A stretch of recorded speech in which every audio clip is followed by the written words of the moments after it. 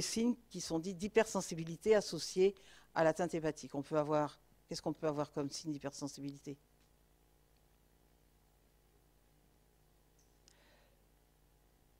Une éruption, une hyperéosinophilie. Ça va, ça, c'est l'hyperéosinophilie. Et enfin, il n'y a pas que cette cause-là, mais souvent c'est un signal pour évoquer une réaction allergique à un médicament. Il y a bien plein d'autres causes. Et puis, certains médicaments, surtout si on les continue ou si c'est une automédication qui n'a pas été découverte lors du problème, le patient peut développer, en continuant à prendre son médicament, une hépatite chronique. Donc, ce qui est important, c'est que souvent, on fait une biopsie hépatique pour faire le point et analyser l'histologie, mais l'histologie va vous rendre compte plus des lésions que donner une cause avec un... Il n'y a pas de caractéristiques, si vous voulez, histologiques d'une cause médicamenteuse. Ça peut éliminer d'autres causes. Donc tout ce qui est cytolyse, c'est-à-dire destruction cellulaire, vous avez une augmentation des transaminases, SGPT, et c'est vraiment le tableau est celui d'une hépatite virale, et en général ça peut être grave, hein, ça peut évoluer sur une insuffisance hépatocellulaire. Donc le diagnostic différentiel doit se faire par le bilan de toutes les hépatites virales, des causes diverses, infectieuses, éventuellement vérifier qu'il n'y a pas un problème de septicémie de type bactérien. Voilà, donc ça c'est la forme qui peut éventuellement entraîner des effets très sévères. Ce qui est marqué là, c'est qu'il ne faut jamais, bien sûr, administrer même à des fins diagnostiques pour vérifier, entre guillemets, qu'un médicament a bien entraîné une cytolyse, parce qu'on peut entraîner des catastrophes. La simple reprise d'un comprimé d'un médicament qui a entraîné une cytolyse peut entraîner une insuffisance hépatocellulaire aiguë. Et ça, c'est le gros problème de l'information des patients âgés qui prennent des antalgiques, qui prennent des médicaments sans en parler aux médecins, et souvent ils vont en voir plusieurs. Et c'est là où il y a, par inadvertance, une reprise par le patient. Normalement, quand on est médecin, il vaut mieux pas introduire ce genre de médicaments. Alors, au niveau des atteintes hépatiques aiguës de type cytolyse, l'âge et le terrain sont importants, sont des facteurs essentiels. En fait, vous avez quand même plus d'accidents d'atteinte hépatique chez un patient âgé que chez un adulte plus jeune. Il y a plein de raisons, mais il y a le nombre de médicaments administrés, plus l'automédication, plus une fonction hépatique qui peut ne pas être complètement parfaite, contrairement à un adulte plus jeune. Donc, c'est un facteur vraiment de risque important. Et dans ce qui est, tout ce qui est cytolyse, éliminer les hépatites virales ABC. Il faut vérifier un petit peu à distance, CMV Epstein-Barr. Ça, c'est vraiment le bilan qu'il faut toujours faire, même si on pense vraiment fortement à un médicament. Penser, ça n'avance pas et ça ne porte pas de diagnostic. Donc, c'est vraiment le minimum qu'il faut faire. Et puis, bien sûr, tenir compte éventuellement d'un terrain de dépendance alcoolique, une insuffisance cardiaque qui peut donner un bas débit, donc une diminution du débit cardiaque, avec éventuellement, relativement de façon très brève et régressive, une augmentation des transaminases qui va rapidement se normaliser, et l'atteinte bactérienne qui peut aussi entraîner une atteinte hépatique transitoire, mais qui peut quand même être quelquefois préoccupante. Alors, les hépatites fulminantes, malheureusement, elles existent, et toute atteinte cytolytique peut évoluer sur une insuffisance hépatique mortelle, ce qui explique que tout ce qui est manifestation de type cytolytique après la prise d'un médicament, il ne faut jamais réintroduire le médicament en cause. Et ça, c'est la reprise par inadvertance peut être catastrophique. On a la greffe hépatique maintenant, mais il vaut mieux quand même éviter si on peut, quoi. Alors, les causes médicamenteuses, toute donc, atteinte cytolytique peut évoluer sur une insuffisance hépatique mortelle. Et si vous voulez, les facteurs de risque qui sont vraiment préoccupants, c'est la poursuite éventuellement de la prise d'un médicament après l'apparition des signes cliniques et donc de l'ictère. Et c'est surtout ce que font malheureusement certains patients, c'est la réadministration d'un agent responsable d'une atteinte immunoallergique, par exemple. Donc, vous savez ce que c'est l'allergie et la première prise et la reprise. Quand on a pris un médicament qui a entraîné la fabrication d'anticorps, quand on le reprend ou qu'on reprend une molécule de la même famille avec des réactions croisées, par exemple, vous avez alors à ce moment-là une reconnaissance par l'organisme de la substance étrangère, l'antigène, qui a été administré antérieurement. Et donc, vous pouvez avoir une hépatite fulminante en quelques jours. Ça, c'est catastrophique et ça se voit beaucoup chez les personnes âgées, malheureusement. Un peu moins puisqu'on est assez vigilant. Et d'où l'importance, on va le voir en conclusion, d'informer le patient, d'informer la famille si c'est une personne âgée, pour qu'il y ait une information. On n'a pas de carnet de santé chez l'adulte, on en a chez l'enfant, pour décrire ce qui s'est passé avec tel médicament. Là, on est dans le foie, donc atteinte hépatique de type, mettons, cytolytique, en relation avec. Et une contre-indication sans explication sur une lettre ou sur une fiche, ça n'aide pas du tout le médecin qui va prendre en charge le patient des années après ou des mois après. Il faut vraiment être explicatif. Ça aide d'abord le patient et ça aide tout le monde. Alors, les facteurs de risque, si vous avez un patient qui a une atteinte hépatique sévère, forcément, ça risque de... c'est un organisme donc, qui élimine mal. On ne sait pas bien ce que va donner les métabolismes des divers médicaments reçus. Donc, ça peut être un facteur de risque important. L'âge et le sexe. Chez l'enfant, c'est beaucoup plus rarement médicamenteux. Une atteinte hépatique, il faut vraiment chercher, de toute façon, il faut chercher toujours, mais une atteinte organique est malheureusement plus probable. Et puis, il y a ce dont je vous ai parlé tout à l'heure, l'intoxication aiguë au paracétamol, qui est gravissime et qui est un des gros inconvénients de ce médicament, mais c'est en surdosage, soit tentative de suicide, soit ingestion accidentelle par un enfant. Le sujet âgé, c'est beaucoup plus fréquent, puisque le métabolisme hépatique peut être modifié et insuffisant, et on n'a malheureusement pas d'ABAC dans ces cas-là, contrairement à la fonction rénale. Et c'est plus fréquent, les atteintes hépatiques sont plus fréquentes chez la femme.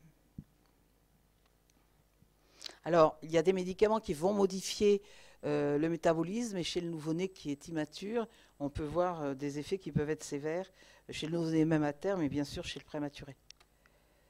Alors, comment on peut savoir si un médicament peut entraîner une hépatite? Ça veut dire que vous ferez ça dans les circonstances où vous prescrivez pour vérifier ce que vous faites, c'est-à-dire si vous ne connaissez pas bien un médicament, il vaut mieux toujours aller trouver un médicament de la famille ou d'une autre famille qui peut être efficace et que vous connaissez. Ça, c'est un principe de base. Et de toute façon, bien vérifier le profil des médicaments que vous prescrivez. C'est-à-dire d'avoir en tête comment ça se passe au point de vue résorption orale. Est-ce qu'il y a un premier passage? Est-ce que c'est un métabolisme hépatique, donc une épuration qui dépend du foie? Ou est-ce que c'est une élimination sous forme active par le rein? Ça, c'est un raisonnement qu'il faut pratiquement revoir chaque fois qu'on prescrit. On déroule ça dans sa tête et on évite les tuiles. On ne vous reprochera jamais d'aller vérifier dans des documents, il n'y a pas d'urgence. Les malades, que ce soit en ville ou à l'hôpital, ils sont contents quand on vérifie, et d'attendre un peu, ça c'est un minimum. Il ne faut surtout pas vous inquiéter pour ça. Donc, qu'est-ce que vous avez comme document? Là, vous êtes en train d'avancer en médecine, donc il y a vous n'avez pas forcément toujours le temps de tout faire, mais il y a quand même des gens pour être là, pour aider et former. Donc, vous avez beaucoup plus qu'avant les possibilités des bases de données, hein, donc tout ce qui est Internet. Méfiez-vous, il y a des sites qui ne sont pas du tout fiables, donc il faut vérifier la fiabilité. Donc, on code, par exemple, le logo, on code sur toutes les bases. Et puis, bien sûr, il y a l'expert hépatologue qui peut donner un avis justement sur diagnostic différentiel, quoi faire comme bilan complémentaire si vous avez oublié quelque chose, par exemple, etc. Et les centres de pharmacovigilance sont accessibles par téléphone ou par mail, et c'est important. En fait, il faut demander un renseignement, mais surtout, quand c'est, si vous voulez, un médicament pour lequel on n'a pas d'information et qu'il est suspect d'avoir entraîné une atteinte hépatique, c'est très important d'informer le malade. C'est le premier à être informé et le médecin traitant. Puis c'est aussi informer éventuellement pour pouvoir vérifier s'il n'y a pas un nouveau signal ou une alerte. Alors, dans quelles circonstances peut-on évoquer une hépatite médicamenteuse chez un patient? Eh bien, c'est vraiment le diagnostic différentiel, c'est le message que vous devez retenir sur tout le cours, c'est vérifier. Donc c'est de la sémio, là c'est prendre toutes les causes possibles, comme on l'a dit, que ce soit cytolyse ou cholestase, où il faut vérifier qu'il n'y a pas de lithiase vésiculaire ou dans les canaux biliaires, bien sûr, et puis la chronologie, hein, en fonction de la façon dont se sont passés les événements, la prise du médicament, l'apparition des signes cliniques et des anomalies de la fonction hépatique, c'est très important. Alors, ce qui est important là comme notion, on n'est quand même pas un jour près, c'est quand même du bon sens. Ça, c'est des points qu'il faut quand même retenir, c'est que le délai de survenue, hein, ça c'est l'aspect chronologique, le délai de survenue de l'atteinte hépatique se situe en moyenne, et c'est ça qui est embêtant, entre 16 jours et 3 à 4 mois, il y a 2 fois moins, excusez-moi, après le début du traitement. Et il y a donc des atteintes hépatiques qui peuvent survenir vraiment relativement tardivement par rapport à l'introduction du médicament. Alors ce qui est important aussi dans l'interrogatoire, c'est qu'il y a des patients qui ne sont pas du tout compliants et qui prennent de façon itérative, non régulière leurs médicaments. C'est là aussi, c'est un mécanisme immunologique où ça peut être très sévère. Alors, si l'arrêt du médicament a eu lieu alors que vous avez l'atteinte hépatique qui a démarré, il faut quand même, en général, que l'arrêt soit récent par rapport au début des signes, moins de 15 jours, lorsque les manifestations hépatiques s'installent. Et ce qui est important, bien sûr, c'est que vous avez des médicaments, et en particulier tous les médicaments qui se métabolisent au niveau du foie, qui ont des demi-vies d'élimination qui sont longues. Beaucoup de psychotropes, par exemple, ont une demi-vie de 24 heures pour le princeps, et quand ils ont plusieurs métabolites, c'est des demi-vies d'autour de 24-30 heures. Donc un médicament s'élimine à 96% au bout de... Combien de demi-vies? 5 à 6. Donc si un médicament a une demi-vie longue, vous voyez, il faut tout calculer comme ça, et quelquefois on se prend les pieds dans le tapis. Donc ça, c'est très important pour le patient surtout. Et puis malheureusement, et ça arrive pas si rarement que ça, je vous l'ai déjà dit, c'est la reprise par le patient en général, par inadvertance, hein, d'un médicament déjà pris et qui était compatible avec une atteinte hépatique. Et là, soit le diagnostic a été fait, mettons en milieu hospitalier, puis l'information n'a pas forcément bien suivi au niveau du médecin traitant et surtout au niveau du malade. Et quand vous expliquez quelque chose à un patient, on vous a dit comment faire. Les patients âgés, ce qui est bien, c'est de leur faire répéter le nom du médicament et les précautions basiques. Bon, s'ils n'ont pas de troubles cognitifs. Sinon là, le trouble cognitif, ça veut dire s'assurer que quelqu'un dans l'environnement a bien compris ce qui se passe sur le plan prescription, arrêt des médicaments. Et en pédiatrie, ce n'est pas du tout la même chose. Ben, en pédiatrie, il faut s'adresser aussi directement à un enfant. Un enfant, même très petit, n'est pas très content, il a raison, quand on parle par-dessus sa tête entre le médecin, la père ou le mère, enfin bon, la mère et le père, ou la personne qui garde l'enfant. C'est important ce que je vous dis parce que quelquefois, ils ont des remarques assez pertinentes. Les petits-enfants, même petits-petits. Hein. Quand je dis petits-petits, c'est 4-5 ans. Hein. Et avant, ils comprennent qu'on parle d'eux, mais ils ne comprennent pas forcément toujours ce qui se passe.